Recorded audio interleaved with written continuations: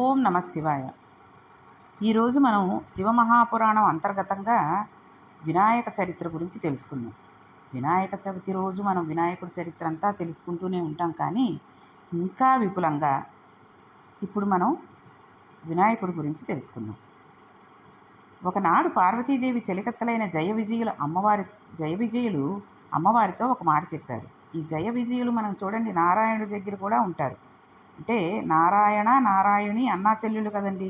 అందుకనే ఈ జయ విజయులు చెలికత్తల్లాగా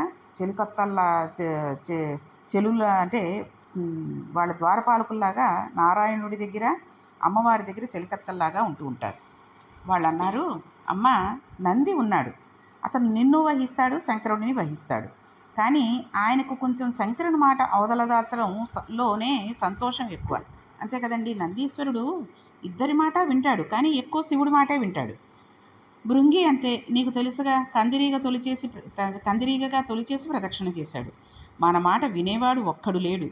మన మాటే వినేవాడు ఒకడు మనకు ఉంటే బాగుంటుంది. అందుకని నీవు ఒకడిని సృష్టించి ద్వారపాలకుడిగా పెడితే వాడు నీ మాటే వింటూ ఉంటాడు. అలాంటి వాడిని ఒకటి తయారు చేయి తల్లి, అతడు మన అంతఃపురాన్ని కాపాడడానికి పనికొస్తాడు అని చెప్పారు. ఆ జయ విజయులు చెప్పిన మాట విన్న పార్వతీదేవి, అలాగే తయారు చేద్దాం, దానికి వచ్చిన లోటేమి అంది. తన శరీరానికి ఉన్న మలాన్ని స్నానం చేసేటప్పుడు నలుగుపిండిలా తీసింది. ఈ కథ కొంచెం విచిత్రంగానే ఉంటుందండి. నలుగు తీసి అక్కడ పెట్టింది. ఆ నలుగులోంచి ఒక పిల్లవాడిని తయారు చేసింది. పార్వతీదేవి నలుగులోంచి తయారు చేయబడిన పిల్లవాడు ఎలా ఉన్నాడన్నది ఎవరికీ తెలియదు. చాలా బాగుండాలని అమ్మవారు సంకల్పం చేసి ప్రాణప్రతిష్ఠ చేసింది. వాడు లేచి కూర్చున్నాడు. అప్పుడు వాడితోటి ఆవిడన్నారు, అబ్బాయి, నీవు నా కుమారుడు, నేనే కదా నిన్ను సృష్టించాను, కాబట్టి నీవు వెళ్ళి ద్వారం దగ్గర కూర్చుని ఎవ్వరూ లోనికి రాకుండా నిలుపు అంది. అప్పుడు ఆ పిల్లవాడు ద్వారం దగ్గర కూర్చున్నాడు. ప్రమథగణాలలో ముందు నందీశ్వరుడు విజయం చేస్తుండగా శివుడు లోపలికి వెళ్ళబోయాడు. ఈ పిల్లవాడు లోపలికి వెళ్ళడానికి వీలు లేదు అన్నాడు. ముందు శంకరుడు జోక్యం చేసుకోలేదు. అప్పుడు ప్రమథగణాలకు ఈ పిల్లవాడికి మధ్య యుద్ధం జరిగింది. ఎవరు సలహా చెప్పారో వాళ్లే అమ్మవారి దగ్గరికి వచ్చి, అమ్మ, పిల్లవాడు యుద్ధం చేస్తున్నాడు, కాబట్టి నీ శక్తులను పిల్లవాడికి ఇవ్వవలసింది అని చెప్పారు. అంటే ఎవరు చెప్పారు? జయ విజయులు చెప్పారు. అమ్మవారు శక్తుల్ని ఇచ్చేసింది. ఈ పిల్లవాడు అద్భుతమైన యుద్ధం చేసి ప్రమథగణాలన్నిటినీ ఓడించేశాడు. ఇంకా అక్కడి నుంచి చతుర్ముఖ బ్రహ్మ, శ్రీ మహావిష్ణువు వాళ్ళు కూడా వచ్చేశారు యుద్ధానికి. కానీ వీళ్ళందరూ ఒకే మాట మీద ఉంటారు. ఉన్నది ఒక్కటి మూడుగా కనపడాలి కదండి. అందుకనే బ్రహ్మ, విష్ణు, మహేశ్వరులు ముగ్గురుగా కనపడినప్పటికీ వీళ్ళు ముగ్గురు ఒకటే స్వరూపం. అయితే ఇంత జరుగుతున్నా ఈ పిల్లవాడు శంకరుని లోపలికి పంపించలేదు. ఎందుకని? తల్లి మాట కోసం. అప్పుడు శంకరుడు చేతిలో త్రిశూలాన్ని పట్టుకుని పిల్లవాని కంఠానికి గురిపెట్టి విసిరాడు. ఆ త్రిశూలం ఆ పిల్లవాడి కంఠాన్ని ఉత్తరింపజేసేసింది. ఉత్తరించేసరికి ఆ పిల్లవాడి కిందపడి మరణించాడు. తర్వాత శంకరుడు లోపలికి వెళ్ళాడు. భార్యాభర్తలిద్దరూ సంతోషంగా మాట్లాడుకుంటున్న సమయంలో పార్వతీదేవి బయట కాపలా పెట్టిన పిల్లవాడి ప్రస్తావన వచ్చింది. అప్పుడు శివుడు, ఆ పిల్లవాడు చనిపోయాడు, నేను నా త్రిశూలధార చేత చంపేశాను అన్నాడు. పార్వతీదేవి దానికి బాధపడి, అయ్యో, ఆ పిల్లవాడిని నేనే సృష్టించాను, ఆ పిల్లవాడిని చంపేశారా అని దుఃఖాన్ని పొందింది. ఆవిడ దుఃఖాన్ని ఉపశమింపజేయడానికి దేవతలందరూ వచ్చారు. ఆవిడ శంకరుని తన బిడ్డను మరల బ్రతికించమని కోరింది. అప్పుడు ఆయన తన అనుచరులను పిలిచి, మీరు ఉత్తర దిక్కుగా వెళ్ళండి, ఉత్తర దిక్కున మీకు మొట్టమొదట కనబడినటువంటి ప్రాణి ఏదైతే ఉంటుందో దాని తలకాయను తీసుకురండి, ఆ తలకాయను ఈ పిల్లవాడికి పెడతాను అన్నాడు. వాళ్ళకి మొట్టమొదట ఏనుగు కనబడింది. వాళ్ళు దాని తలకాయను పట్టుకొచ్చారు. ఆ ఏనుగు తలకాయను ఈ పడిపోయిన పిల్లవాడి కంఠానికి కలిపారు. అప్పుడు ఆ పిల్లవాడు చక్కగా లేచి కూర్చున్నాడు. ఇప్పుడు వాడికి శంకరుడు ఎవరో తెలిశాడు. ఇది విచిత్రం. శంకరుడికి నమస్కారం చేశాడు. చేసి, తండ్రి, మీ పాదాలకు నమస్కారాలు అన్నాడు. వెంటనే శంకరుడు కూడా వాడిని ఎత్తుకుని తన తొడ మీద కూర్చోబెట్టుకున్నాడు. ఈలోపుగా సుబ్రహ్మణ్య జననం కూడా జరిగిపోయింది. ఈ ఇద్దరి పిల్లలతో సంసారం చక్కగా నడిచిపోతోంది. ఇక్కడ వివరంగా ఎందుకు చెప్పట్లేదంటే, ఇది వినాయక చరిత్ర కాబట్టి సుబ్రహ్మణ్య జననం విపులంగా చెప్పట్లేదు. ఎందుకంటే చెప్పాలంటే చాలా పెద్దది కదండి సుబ్రహ్మణ్య జననం. మనం తర్వాత కూడా ఇందులోనే వివరంగా తెలుసుకుందాం వేరే ఒక రోజు. కాబట్టి సుబ్రహ్మణ్య జననం కూడా జరిగిపోయేసరికి ఇద్దరు పిల్లలతో సంసారం చక్కగా నడిచిపోతోంది శివపార్వతులకి. ఒక రోజున ఒక యోగ్యమైన సంబంధం వచ్చింది. విశ్వరూప ప్రజాపతి అనే ఆయన తన ఇద్దరు కుమార్తెలనైన సిద్ధి బుద్ధి అనే వాళ్ళని ఇవ్వాలనుకుంటున్నాను అని వచ్చాడు. అప్పుడు శంకరుడు తన కుమారులను పిలిచి, ఎవరు ముందు భూప్రదక్షిణం చేసి వస్తే వారికి ముందుగా పెళ్లి చేస్తాను అన్నాడు. భూప్రదక్షిణం చేయడానికి మహానుభావుడు సుబ్రహ్మణ్యుడు వెళ్ళాడు. గణపతి వెళ్ళాడు. గణపతిది మూషిక వాహనం. అందుకని ఆయన తల్లిదండ్రులిద్దరికీ 7 మార్లు ప్రదక్షిణం చేసి వారిని పత్రపుష్పాలతో పూజ చేశాడు. సుబ్రహ్మణ్యుడికి ఎక్కడికి వెళ్ళినా వినాయకుడు ముందుగా వెళ్ళిపోతున్నట్టుగా కనబడింది. ఎవరు తల్లిదండ్రులకు రోజూ నమస్కారం చేస్తారో వాళ్ళకి సాక్షాత్తుగా పార్వతీ పరమేశ్వరులకు నమస్కరించిన ఫలితం వాళ్ళ ఖాతాలో పడిపోతుందని ఈ విషయాన్ని మనం చదువుకున్నాము, విన్నాము కాబట్టి తెలుసుకోవచ్చు. కాబట్టి ఈ రోజుల్లో తల్లిదండ్రులని వృద్ధాశ్రమాలలో చేర్పించేసి, అనాథాశ్రమాలలో చేర్పించేసేటటువంటి తుచ్చమైన మనుష్యులు ఉన్నటువంటి ఈ కలియుగంలో ఇప్పటికైనా మనం కళ్ళు తెరిచి తల్లిదండ్రులని చక్కగా కూర్చోబెట్టి రోజు ఒక 3 సార్లు ప్రదక్షిణం చేస్తే అది ఎటువంటి పాపం అవనండి పటాపంచలైపోయి ఎంతో పుణ్యాన్ని మన ఖాతాలో వేసేస్తాడు భగవంతుడు. ఎక్కడికో వెళ్ళి ఎక్కడో భగవంతుడికి అంటే గుళ్ళకెళ్ళమని చెప్పారు మళ్ళీ ఇలా అంటారేంటండి అనకండి. తల్లిదండ్రులకి చేసినటువంటి పూజ మీరు రోజు ఏమి కాళ్ళు కడిగేసి తల మీద చల్లుకుని పుష్పాలతో పూజించేసి వాళ్ళకి హారతి చూపించేసి నైవేద్యాలు పెట్టేసి చెయ్యక్కర్లేదు. మనస్ఫూర్తిగా ఒక నమస్కారం చేసి వాళ్ళకి ఏం కావాలో, ఏ సమయానికి ఏం కావాలో, అంటే ఏ సమయానికి ఏం కావాల్సి వస్తుందండి. వాళ్ళ పిల్లల్నేమి పీల్చి పిడ్డాడేసి నాకు వడ్డాణం చేయించు, లేకపోతే నాకు ఒక సొంత ఇల్లు కొనిపెట్టు అని తల్లిదండ్రులు అడగరు. సమయానికి ఇంత అన్నం పెట్టడం, భార్య చేత కూడా వాళ్ళని పూజింపజేయడం, వాళ్ళని గౌరవంగా చూసేటట్టుగా చేయడం, పిల్లలకి కూడా నాన్నమ్మ తాతగారు లేదా అమ్మమ్మ తాతగారు వాళ్ళు ఎంతటి కష్టాలు పడి మమ్మల్ని పెంచారు కాబట్టి వాళ్ళకి గౌరవం ఇవ్వాలి అనే విషయాన్ని చెప్పడం, వాళ్ళ చేత కూడా మర్యాదగా మాట్లాడించడం. అంతేగాని పో తాత నీకేం తెలీదు నువ్వు ఎప్పుడు వాడివో ఇప్పుడు కాలం వేరు అని వాళ్ళు విసిగేసుకునేటట్టుగా చేయకూడదు. ఎందుకంటే పెద్దవాళ్ళు అయిపోయిన తర్వాత 1-2 సార్లు ఏదో ఒకటి అడుగుతూ ఉంటారు. ఒరే ఇదేంట్రా అంటూ ఉంటారు. కొన్ని మాటలు వాళ్ళకి అర్థం కావు. అంతకుముందు పెద్ద ఐఏఎస్ ఆఫీసర్ అయ్యి అన్ని విషయాలు చకచకా ఇంగ్లీష్లో మాట్లాడేవాడు అయినప్పటికీ వృద్ధాప్యం వచ్చేసరికి కొన్ని విషయాలు మర్చిపోతూ ఉంటారు. కొన్ని విషయాలు చెప్పలేకపోతారు. ఎదురుగుండా ఫ్రిడ్జ్ ఉంటుందనుకోండి, ఒరేయ్ ఆ బీరువాలో పెట్టేరా, ఈ బీరువాలో మంచినీళ్ళు ఉంటాయి తీసుకురారా అంటూ ఉంటాడు. అంటే అది బీరువా కాదు నా తాతగారు ఫ్రిడ్జు అని పక్కపక్క మనవడో నవ్వేసేసి ఆ ఫ్రిడ్జ్లోంచి తీసుకొచ్చి మంచినీళ్ళు ఇచ్చి, మర్చిపోతున్నారు తాతగారు మీరు ఇది ఫ్రిడ్జ్ అంటారు అని చెప్పిందనుకోండి, అది వేరు. అంతేగాని చూడు తాత ఫ్రిడ్జ్ని పట్టుకుని బీరువా అంటున్నాడు, ఏమీ తెలియదు బాబాయ్ తాతకి, ఎలా చదివాడో ఐఏఎస్ ఆఫీసర్ అంటున్నారు ఇది అంటున్నారు అంతా ఉతిదే అని వెటకారం చేసి ఆ తాతగారిని హేళన చేస్తే 10 మంది ఎవరైనా వచ్చినప్పుడు మా తాత ఫ్రిడ్జ్ని పట్టుకుని బీరువా అంటాడని వికలాడుతూ నవ్వితే అతను చిన్నబుచ్చుకుంటాడు కదండి. అలాగే నాన్నమ్మలు అమ్మమ్మలు కూడా చిన్నప్పుడు ఎంతలాగా కష్టపడి వాళ్ళని పెంచారండి. ఇంకా చెప్పాలంటే తండ్రికి ప్రేమ ఉన్న ఆఫీస్ పనులు, బయట చేయాల్సిన పనులు ఉండడం వల్ల ఎక్కువ ప్రేమని, ఎక్కువ అభిమానాన్ని చూపించలేడు, ఆ అనురాగాన్ని పంచలేడు. తల్లి మాత్రం 24 గంటలు కళ్ళతోటి చూసుకుంటూ ఎత్తుకుని ఆ పిల్లవాడిని ఆ పిల్లని ఎంతో అపురూపంగా అరచేతుల్లో పెట్టుకు చూసుకుంటూ ఉంటుంది. కాబట్టి ఆ తల్లిదండ్రులని పెద్దవాళ్ళని పూజించడం, ప్రదక్షిణ చేయడం మనం చేయవలసిన కనీసంలో కనీసం అంటే ధర్మం. అంతేగాని వాళ్ళ వల్ల నేను చేయలేకపోతున్నాను, మనకి టిఫిన్లు కాఫీలు అలవాట్లేదు, లేదా పొద్దున్నే భోజనాలు చేసేసి పరిగెత్తేయాలి ఆఫీస్కి, ఈ సమయంలోనే ఇంకొక అరగంట ముందు లేచి వాళ్ళకి కావాల్సినవన్నీ అమర్చేసి బల్ల మీద పెట్టానండి తీసుకోండి, నేను మళ్ళీ వచ్చేస్తాను, ఏ 5కో 6కో వచ్చాక చూసుకుందాం, మీరేం పనులు చెయ్యక్కర్లేదు, పనమ్మాయి వచ్చి మిగిలిన పనులు చేసుకుని ఎడుతుందని చెప్పేసి చకా చేసేసుకుంటే అయిపోతుంది. కానీ మేమిద్దరం బయటకు వెళ్ళిపోతామండి, మాకు అవ్వదు మిమ్మల్ని చూడడానికి, కాబట్టి ఈ ఆశ్రమంలో చేర్పించేస్తాం, టైంకి వాళ్ళు అన్నీ ఇస్తూ ఉంటారు, మీకు డబ్బులు మేము కట్టేస్తూ ఉంటాం అంటే ఇన్నాళ్ళు అంత పెంచి పెద్ద చేసిన వాళ్ళు ఎంత బాధపడతారండి.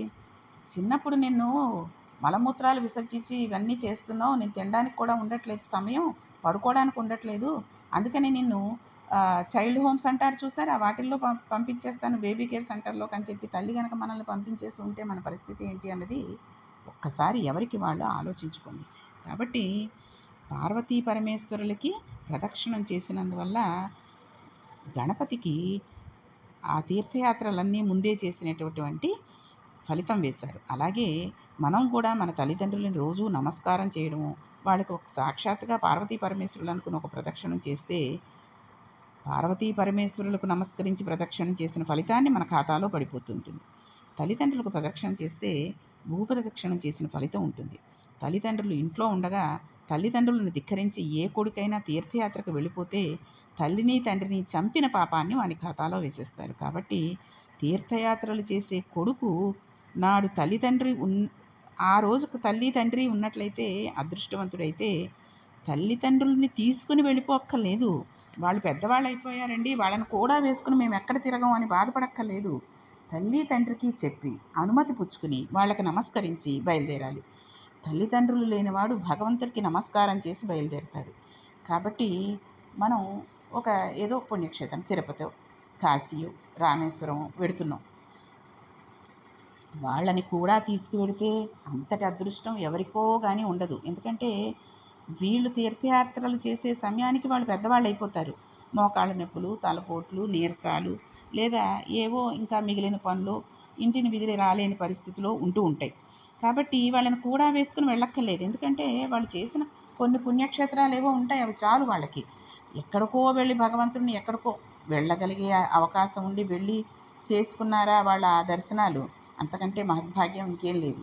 ఒకవేళ చేసుకోలేకపోతే ఇంట్లోనే చూడండి, మానసికంగా మనం పుణ్యక్షేత్రాలకి వెళ్ళొచ్చేస్తున్నాం అని చెప్పుకున్నాం కదా, ఆ రకంగానే మనం పుణ్యక్షేత్రాలకి వెళ్ళొచ్చేస్తూ ఉంటే ఆ తల్లిదండ్రుల అనుమతిని పొంది కేవలం అమ్మ మేము ఇలా ఫలానా చోటికి వెడుతున్నాం ఫలానా రోజు, కాబట్టి జాగ్రత్తగా వెళ్ళొచ్చేటట్టుగా ఆశీర్వదించండి నాన్నగారు అని చెప్పి తల్లిదండ్రుల అనుమతి పుచ్చుకుని వాళ్ళకి నమస్కరించి బయలుదేరితే అంతటి అదృష్టవంతులు ఇంకెవ్వరూ ఉండరు.